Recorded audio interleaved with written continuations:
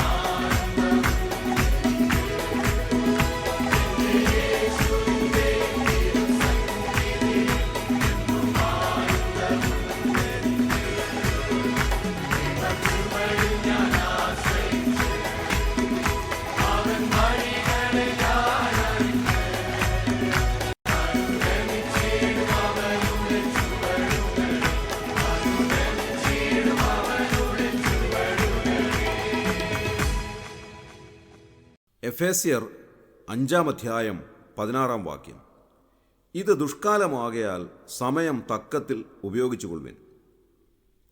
ഈ വാക്യത്തിൽ നാം വായിക്കുന്നത് പോലെ ഈ കാലഘട്ടം വളരെയേറെ തിരക്കേറിയ ഒരു കാലഘട്ടമാണ്. ഒന്നിനും സമയമില്ലാത്ത ഒരു കാലഘട്ടം. എല്ലാവരും തിരക്കിലാണ്. രാവിലെ മുതൽ വൈകുന്നേരം വരെ നാം വളരെയേറെ തിരക്കിലൂടെ കടന്നു പോകുന്നു. ഒന്നിനും സമയം തികയുന്നില്ല. പല കാര്യങ്ങളും നാം ചെയ്യണം എന്നാഗ്രഹിക്കുന്നുവെങ്കിലും ഒന്നിനും ഒരുപക്ഷെ സമയം തികയാറില്ല. രാവിലെ മുതൽ ഒരു യന്ത്രം പോലെ നാം പ്രവർത്തിച്ചു കൊണ്ടിരിക്കുകയാണ്. അങ്ങനെ ഇടതടവില്ലാതെ ഒരു യന്ത്രം എങ്ങനെ പ്രവർത്തിക്കുന്നുവോ അതേപോലെ നാം ഓരോരോ കാര്യങ്ങളിൽ തുടർച്ചയായി ഏർപ്പെട്ട് ഒന്നിന് പിന്നാലെ മറ്റൊന്നിലേക്ക് അങ്ങനെ തുടർച്ചയായി ഓരോരോ കാര്യങ്ങൾ ചെയ്ത് നാം ജീവിക്കുന്നു. വൈകുന്നേരമാകുന്നത് നാം അറിയുന്നില്ല. അത്ര വളരെ സ്പീഡിലാണ് കാര്യങ്ങൾ പോകുന്നത്. അത്രമാത്രം തിരക്കേറിയ ഒരു ജീവിതത്തിലൂടെ നാം കടന്നു പോവുകയാണ്. അതുകൊണ്ടാണ് വിദേശ രാജ്യങ്ങളിൽ ഓരോ കാര്യങ്ങൾക്ക് വേണ്ടിയും യന്ത്ര സംവിധാനങ്ങൾ കണ്ടെത്തിയിട്ടുള്ളത്. നമ്മുടെ നാടിനേക്കാൾ ഉപരിയായി മറ്റു പല രാജ്യങ്ങളിലും എല്ലാറ്റിനും യന്ത്രങ്ങളുണ്ട്.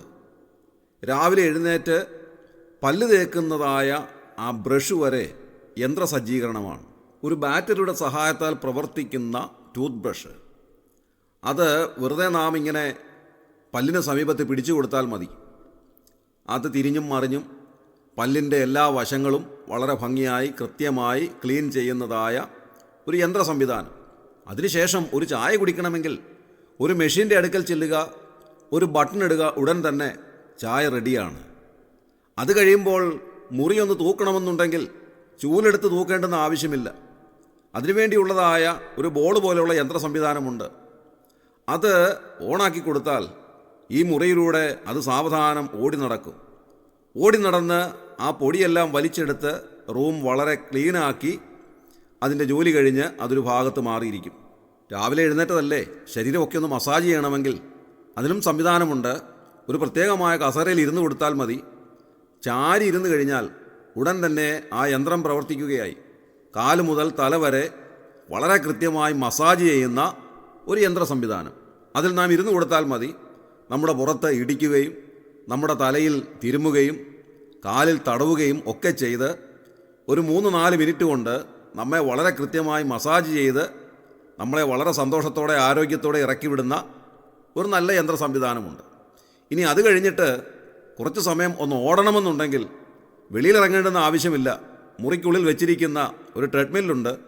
അതിൽ കയറി ഓടുകയോ നടക്കുകയോ എങ്ങനെ വേണമെങ്കിലും എക്സസൈസ് ചെയ്യാവുന്ന സംവിധാനങ്ങൾ വീടിൻ്റെ ഉള്ളിൽ തന്നെ ഈ സംവിധാനങ്ങളെല്ലാം ഒരുക്കിയിരിക്കുകയാണ്. പുറത്തേക്ക് പോകേണ്ടതായ യാതൊരു ആവശ്യമില്ല. ഇനി എക്സസൈസ് എല്ലാം കഴിഞ്ഞിട്ട് വസ്ത്രം അലക്കുന്നതിന് വേണ്ടിയുള്ള സംവിധാനങ്ങൾ വേറെ, അതും തൊട്ടടുത്ത് തന്നെ ക്രമീകരിച്ചിരിക്കുകയാണ്. അങ്ങനെ ഈ തിരക്കിനിടയിൽ നമുക്ക് സഹായത്തിനായി അലക്സ നമ്മുടെ സമീപത്തിരിക്കുകയാണ്. എനിക്ക് മിസ്റ്റർ ജോണിനെ ഒന്ന് വിളിക്കണം. അപ്പോൾ ഞാൻ അലക്സയോട് പറയുകയാണ്, Alexa please call mister John. ഉടൻ തന്നെ അലക്സ ജോണിനെ ഫോണിലൂടെ കണക്ട് ചെയ്ത് എനിക്ക് തരികയാണ്. അതേപോലെ തന്നെ അലക്സ എനിക്ക് വേണ്ടി AC ഓണാക്കി തരികയും എനിക്ക് വേണ്ടി എനിക്കിഷ്ടമുള്ള പാട്ട് എന്നെ കേൾപ്പിക്കുകയും ഒക്കെ ചെയ്യുന്ന ഒരു വലിയ സഹായം എൻ്റെ തൊട്ടടുത്ത് തന്നെ ഇരിക്കുകയാണ്. അങ്ങനെ രാവിലെ ഡ്രസ്സ് ചെയ്തതിന് ശേഷം വളരെ പെട്ടെന്ന് പോകേണ്ടതിനാൽ അധിക സമയം ബ്രേക്ക്ഫാസ്റ്റിൻ്റെ മുൻപാകെ ഇരിക്കാൻ നമുക്ക് നിവൃത്തിയില്ല. അതുകൊണ്ട് അധികം ചവയ്ക്കാതെ കഴിക്കാൻ പറ്റുന്നതായ ഫാസ്റ്റ് ഫുഡുണ്ട്. വളരെ പെട്ടെന്ന് കഴിച്ചിട്ട് പോകാനുള്ള സംവിധാനം. അത് കഴിഞ്ഞിട്ട് കാറിലേക്ക് കയറുമ്പോൾ കാറ് അത്ര ക്ലീനല്ല എന്നുണ്ടെങ്കിൽ പോകുന്ന വഴിയിൽ തന്നെ 3 മിനിറ്റ് കൊണ്ട് കാറ് ക്ലീനാക്കി തരുന്ന സംവിധാനമുണ്ട്.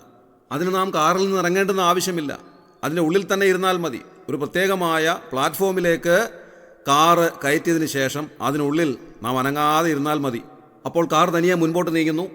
അതിന് ചുറ്റും ഉറപ്പിച്ചിരിക്കുന്ന ഒരുപാട് സ്പ്രേയറുകളിലൂടെ ലിക്വിഡ് സോപ്പ്, അതുപോലെ വെള്ളം എല്ലാം സ്പ്രേ ചെയ്യുകയും ഒരുപാട് ബ്രഷുകൾ ഇറങ്ങി വന്ന് ഈ കാറ് വളരെ മനോഹരമായി ഭംഗിയായി കഴുകി വൃത്തിയാക്കി അതിനുശേഷം എയർ അടിച്ച് അത് ഉണക്കി മനോഹരമാക്കി വെളിയിലേക്ക് നമ്മെ ഇറക്കി വിടുന്നു. ഏതാണ്ട് 3 മിനിറ്റുകൾ കൊണ്ട് കാറ് വാഷ് ചെയ്ത് കഴിഞ്ഞു. ഇനി അതിനുശേഷം ഈ കാർ ഓടിച്ചു പോകാൻ പോലും സമയമില്ല എന്ന് വിചാരിക്കുക. വളരെ തിരക്കാണ്. കുറേ ഫയലുകൾ നോക്കേണ്ടതായിട്ടുണ്ട്. അങ്ങനെയാണെങ്കിൽ ഈ കാറിൻ്റെ ഉള്ളിൽ ഇരുന്ന് കൊടുത്താൽ മതി. ഡ്രൈവറുടെ സഹായമില്ലാതെ അതിന് പ്രത്യേകമായ നാവിഗേഷൻ ഉപയോഗിച്ച് വളരെ സുരക്ഷിതമായി സ്വയമേ ഡ്രൈവ് ചെയ്തു പോകുന്ന കാറുകൾ. അത്രമാത്രം ശാസ്ത്രം പുരോഗമിച്ചു കഴിഞ്ഞു. ജീവിതത്തിൻ്റെ തിരക്ക് വർദ്ധിക്കുന്തോറും നമ്മെ സഹായിക്കുന്ന ഒരുപാട് യന്ത്ര സംവിധാനങ്ങൾ കണ്ടുപിടിച്ചു കഴിഞ്ഞിരിക്കുന്നു. ഇതിൻ്റെ ഭൂരിഭാഗവും വിദേശ രാജ്യങ്ങളിലാണ് ഉള്ളത് എന്നുള്ളതാണ് യാഥാർത്ഥ്യം. ഇവിടെ നമ്മുടെ കേരളത്തിൽ അടുത്ത സമയത്തുള്ള വലിയൊരു ചർച്ചയുണ്ട്. കേരളത്തിലെ യുവാക്കൾ കേരളം വിട്ടുപോകുന്നു. എന്താണതിൻ്റെ കാരണം? കേരളത്തിൻ്റെ ഉള്ളിൽ തന്നെ കിടക്കുന്നതായ രാഷ്ട്രീയ പ്രവർത്തകരും നേതാക്കന്മാരും കേരളം വിട്ടുപോകുന്ന യുവാക്കളെ പരിഹസിക്കുകയും അവരെ കുറ്റപ്പെടുത്തുകയും ഒക്കെ ചെയ്യുമ്പോൾ എന്താണിതിൻ്റെ യഥാർത്ഥ കാരണം എന്നുള്ളത് മനസ്സിലാക്കണമെങ്കിൽ വിദേശത്ത് നേരിട്ട് പോയി കണ്ടെങ്കിലേ സാധ്യമാകുകയുള്ളൂ. കാലത്തിനനുസരിച്ചുള്ളതായ അപ്ഡേഷൻ നമ്മുടെ ദേശത്തില്ല എന്നുള്ളതൊരു പരമാർത്ഥമാണ്. കാലം മാറുന്നതനുസരിച്ച് ഒരുപാട് സംവിധാനങ്ങൾ നമുക്ക് ആവശ്യമുണ്ട്. അതൊക്കെ വിദേശ രാജ്യങ്ങളിലാണ് സുലഭമായിട്ടുള്ളത്. അത് അവിടുത്തെ ജീവിതത്തിൻ്റെ ഒരു ഭാഗമായി മാറിയിരിക്കുന്നു. കൊച്ചു കുഞ്ഞുങ്ങൾ പോലും അതെല്ലാം പരിചയിച്ചു കഴിഞ്ഞിരിക്കുന്നു.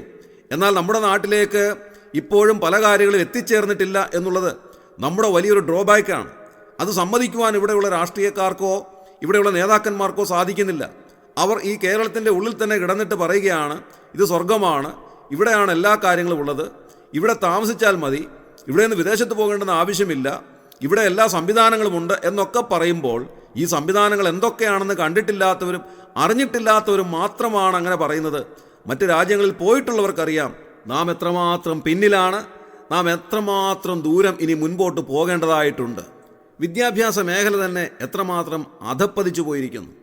വളരെ കഷ്ടപ്പെട്ട് പഠിച്ചിട്ട് ജോലിക്കായിട്ട് വരുമ്പോൾ ഒരു ജോലി സാധ്യത ഇല്ലാതെയായിരിക്കുന്നു. ഇതുകൊണ്ടൊക്കെയാണ് ഈ ചെറുപ്പക്കാരൊക്കെ നാട് വിട്ടു പോകുന്നത് എന്നുള്ളത് ഉള്ളുകൊണ്ടറിയാമെങ്കിലും പുറമേ സമ്മതിക്കുവാൻ നമ്മുടെ നേതാക്കന്മാരാരും തുനിയാറില്ല. അതുകൊണ്ട് സമയം തക്കത്തിൽ ഉപയോഗിക്കുവാൻ നാം ബാധ്യസ്ഥരാണ്. എങ്ങനെയാണ് നമ്മുടെ സമയം തക്കത്തിൽ ഉപയോഗിക്കേണ്ടുന്നത്? 15-ാം വാക്യത്തിൽ പറയുന്നത്, ആകയാൽ സൂക്ഷ്മത്തോടെ അജ്ഞാനികളായിട്ടല്ല ജ്ഞാനികളായിട്ടത്രേ നടപ്പാൻ നോക്കുവേൻ. നാം ജ്ഞാനത്തോടെ നടക്കണം. എന്താണ് വാസ്തവത്തിലുള്ള ജ്ഞാനം എന്ന് പറയുന്നത്? നാം വായിക്കുന്ന യഹോവ ഭക്തി ജ്ഞാനത്തിൻ്റെ ആരംഭമാകുന്നു. അതുകൊണ്ട് യഹോവ ഭക്തിയിൽ നാം നടക്കുന്നുവെങ്കിൽ ജ്ഞാനത്തോടെ നടക്കുവാൻ നമുക്ക് സാധിക്കും. ഈ തിരുവചനം നമുക്ക് നൽകുന്നതായ ജ്ഞാനം അതാണ് നമ്മെ മുൻപോട്ട് നയിക്കുന്നത്.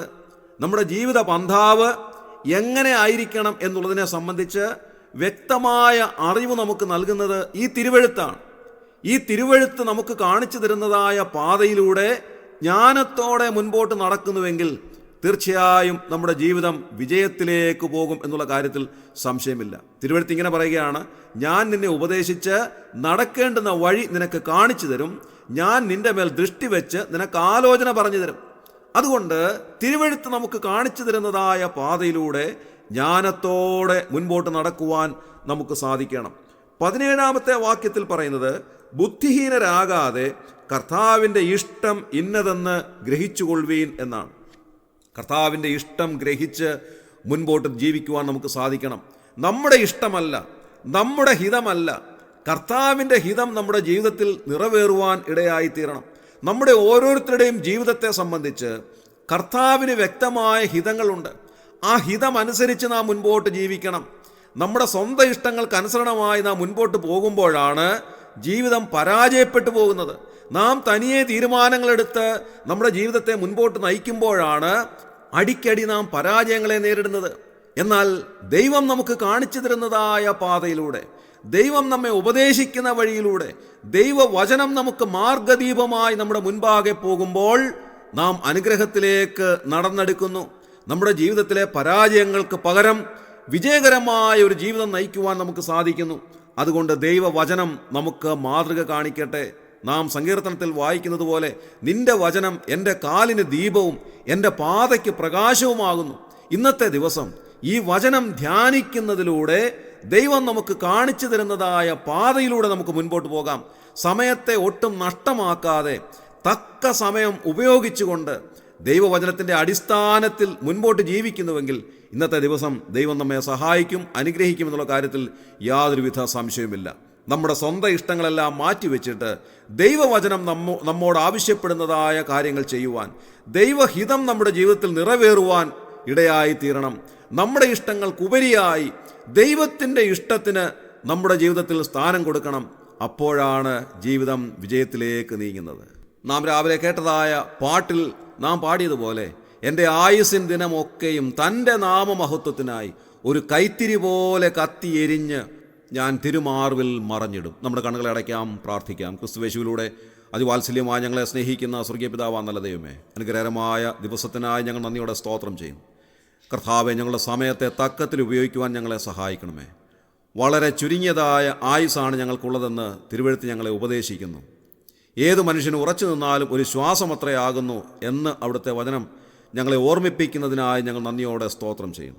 കർത്താവെ, ചുരുങ്ങിയതായ ആയുസ്സിൽ ജ്ഞാനികളായി നടക്കുവാൻ ഞങ്ങളെ അവിടുന്ന് സഹായിക്കണമേ. അജ്ഞാനികളായി പോകുവാൻ ഞങ്ങളെ അനുവദിക്കരുതേ എന്ന് പ്രാർത്ഥിക്കുന്നു.